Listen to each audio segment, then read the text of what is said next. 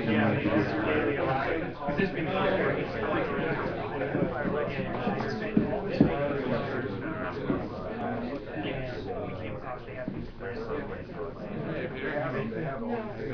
everybody. That's my sign that BARMMAP is about to begin.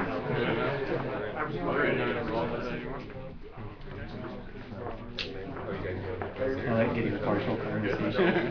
Like, yeah, there I was with the wheel and my pants were down. And what the heck are they talking about? Pretty freaking. So welcome everybody to BARMMAP 2011. How many people have been to? Oh yeah, I'm get some of that. I'll take that. How many people here have been to BARMMAP before? Wow, you guys rule. And how many newbies? There's a good bit. That's great. Excellent. Well, it's great to have like-minded people in the same room. That makes me really super excited. In some cities they call that prison, but here we call it BARMMAP. I'm really glad that you guys showed up. I'm sure some of you came further than others, but we're all equally happy to be here. So, several things are going on this evening. First off, I want to thank Matt Boudreau, who owns Broken Radio that you're standing in right now. Great studio. Has anybody tracked here at Broken Radio? Anyone tracked here yet, or mixed, or whatever? Okay, so we've got to get you in. You've been here? Tracked in here? Great. Master with John Greenham. Right on. Killer sounding room. I've heard lots of recordings Matt's done, and I hate him for how good it sounds. So, great stuff. I want to also thank a couple people that are helping out. Chris Porro back here is helping with our online chat happening and live streaming of the video, so he's going to take care of hiccups and whatnot. Adam Tenenbaum back here in the back helped me carry a bunch of the madness in, including the fabulous granola bars we have over there, the Cheez-Its. It's been so long since the last BARMMAP, I know you guys are having Cheez-It withdrawals or something from the last one.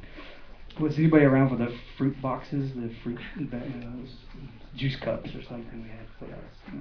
Anyway, we go way back. So tonight is all about tips and tricks of the studio. How many people here are relatively new to recording and production? Great, okay. And how many people here own a studio or run a studio business? Great. This kind of helps me get an idea of maybe some of the topics we might get into and tailor them to what's going on here tonight. So what I'm going to do is throw out some different categories. I'm going to start off with just raising your hand, throwing out some tips and tricks that you have. Maybe some challenges you faced over the years that you overcame in some kind of special way. Then we're going to move on to possibly questions related to that same field, or maybe questions you have about someone's tip if you didn't really understand the purpose of it, how it was used, or maybe the gear, etc. And eventually, the last part would be maybe some recommendations that you have related to that category, specific gear or applications or plugins or something that you felt really addressed that issue or made a more compelling audio event happen, if that makes sense. So any questions from anybody? Any comments for the BARMMAP community before we get started? Right on. Okay, I've got a list here I wanted to start off with. Somewhere in this space machine. All right, first event of the evening. I was actually having a conversation and to a quick introduction to how this is all going forward for the evening is Mike Wells and I have been trying to plan out the future of BARMMAP to further the community in the Bay Area. We all actually tend to have our small conversations as we go about our daily tasks, whether it's running a studio or working on our own song, and it's like, hey dude, how did you get that acoustic guitar sound, etc.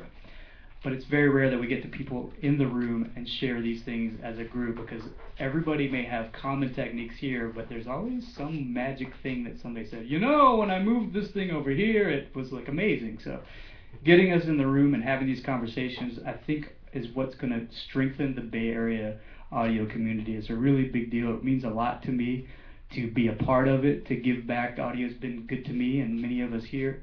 So it'd be great to share with each other the experiences we've had. So thanks again for being here. I wanted to talk about something I call the preset generation conversation. And I had a conversation with Mike Wells and a couple other people trying to think about the way that we approached audio when we first got into recording our own songs or recording for friends, etc.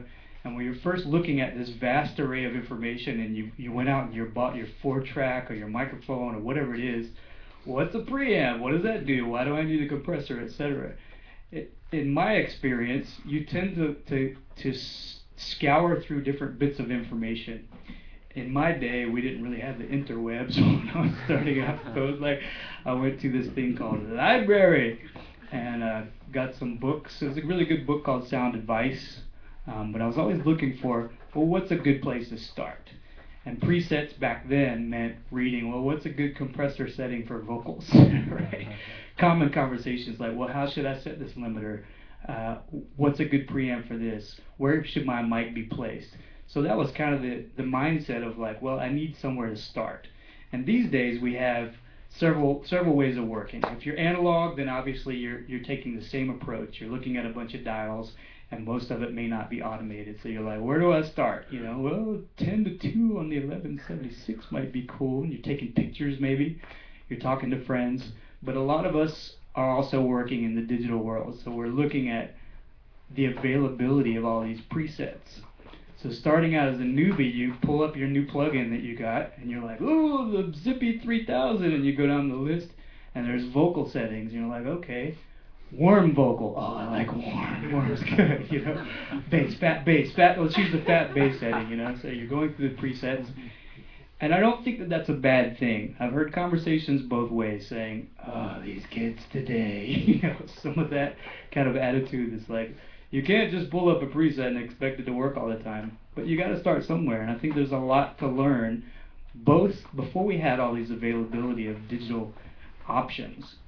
We also had to start with something, and that meant that we knew that this compressor, we could at least do this and get a pretty good idea where the bass might work, right? Okay, well, there are two sides of that. Of course, you can't just pick a bunch of presets and think that my fat bass setting is always going to work on every track. Most of us know this, maybe all of us. Okay, that worked great last time, doesn't work this time. But I wouldn't throw that out. My personal opinion is that we should not throw all that out, baby with the bathwater kind of thing. Because there's a lot to be learned in presets, just like listening to records. Learning songs, learning when you're playing guitar, you're like, oh, I'm going to learn Smoke on the Water, or whatever, you know. So learning those things, you kind of get inside what was going on. I've been listening and talking to some different mix engineers and recording engineers that have been top tier A-list guys that are like, hey, so-and-so, rockstar so-and-so sent me this preset for vocals. And you're like, why does this guy need a preset? Because you're looking inside the way somebody else works. And we tend to get in our usual templates and flows of things of how, well, we use this a lot of times, and we'll change it to this, and we'll tweak this, etc. But sometimes you get a handle on a preset or an effect chain. A lot of DAWs now allow you to save preset chains of like, I'm saving this Ableton Live users, or some things in presets for templates in Pro Tools, where you've got, hey, I've got my high pass filter set here, and I've saved it with this compressor and this limiter and this de-esser and yada yada, and now that's a preset. Those kind of things are really interesting to actually try to decipher and get in somebody's mind. Because I've gotten mixes in that somebody else started or did, and you're looking at it going, wow, this is the craziest routing I've ever seen. And at first you're like, where do I throw my routing on this thing, right? But once you get inside it, sometimes you can really discover some really brilliant things. So the point of all of that being that tonight is about people that are just starting out and some people that have been doing this for a long time, sharing presets and also getting inside what things have worked in scenarios, be it microphone technique. What's your preset for acoustic guitar recording? Well, of course, it's not something you're going to pull down, but I like to use over the shoulder. I like to use 12th fret, etc. So sharing these things, we're actually, even the most experienced people here will hopefully get some nuggets of things that they can take home and use. So the first subject for the evening is vocal recording. Who wants to jump on that? I have a comment on vocal recording. Okay, great. See one of these? You know what that is? Cell phone? Yeah. Okay. If you've got a singer in the booth slugging their guts out for you and that thing goes off, it will destroy the recording, the mood, and the whole day. Turn them off. Absolutely. I agree with you. Not to mention really jangly jewelry, earrings and things. Stuff comes out of nowhere, you know. That's on both sides too. Sometimes you get, we have horrible cell phone reception in this room, and we get people with iPhones or I think they're GSM phones. Is that what kind of phones they are? And they're trying to call out to the mothership, and it's coming through the line on occasion. You get the little. Yeah. The first thing is, can you turn your iPhone off? Oh yeah. Anything odd. Rush Mute it. it. You can't just mute it. That's not what we're talking about. We're talking about airplane mode. Airplane mode. Yeah. Here's another tip for that I read on the web that actually works. On my in front of my desk, I have a CD that I don't use. It's like drivers for some drive that I threw away a long time ago. Turn it upside down, stick your cell phone on that CD, and the aluminum foil will actually shut off that sound from your speakers. It actually does work. Freaked me out first time I tried it. So you're like. That's awesome. Actually on the same kind of line, if you're gonna do it in the morning, especially if you're working with someone who's not a full-time musician. You don't want to record his vocals, you know, at the end of the day when he's been through meetings and yelling at people over the phone. Right. So your point is when they're fresh. I've had Actually, both reactions on that. yeah, I was gonna say I've worked with a lot of people and they're like, don't sing before noon. Like it's gonna be at quarter tone. Like, Yeah. Yeah, it's freaky because I've had so many people the same thing. Like, well, you know, great when you're fresh, and some people are like, when they come in fresh, they're like, dude, and you're like, oh, that guy was a tenor I have yesterday. a question. How do you get them out of bed in the morning? Yeah, you can get anyone. So cell phones, getting rid of those things, making sure that stuff is quiet. If you've got a singer that you know wants to use their laptop for lyrics or something like that, of course the obvious thing is to check and make sure the fan for that thing's not going to come on in the middle of the recording. Anything else? Vocal recording? That could be anything. Is smoking effective voice? I've never recorded a smoker, so I don't know if that. Both ways, good and bad, depending on how you look at it. Tobacco, by the way, I don't. Right. Well, if it's going to be jazz or country western, smoking is a good thing.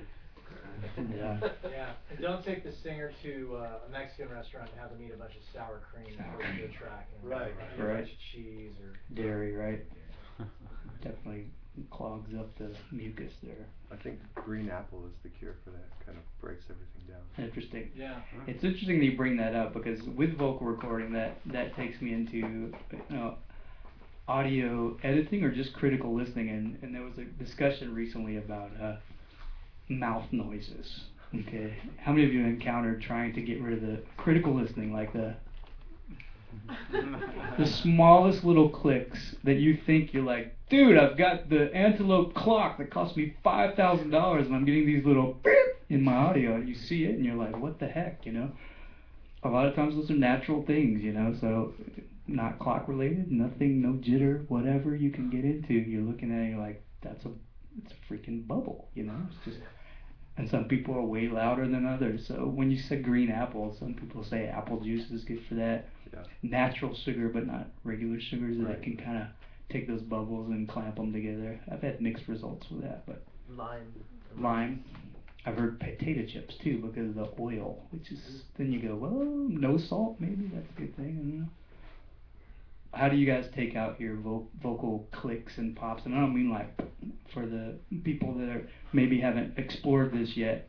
These little things in a really intimate vocal, where you've got the vocal soloed or there's a verse, and there's the smallest. I can't even do it. I can't physically do the sound without on purpose. Literally just that. I can't even do it. But you know, anybody know what I'm talking about? Yeah. How do you deal with those? That's an interesting discussion. Several techniques. Matt? Isotope RX, Yeah. special repair. You get out your wallet. What are some other things? I've heard great things about that and I haven't used it. Sorry? There's a pencil tool? Pencil tool? How many pencil toolers on the mouth clicks? Yeah. Zoom in super tight and you'll see waveform goes like this and then it goes You get out your pencil tool and go, whoop.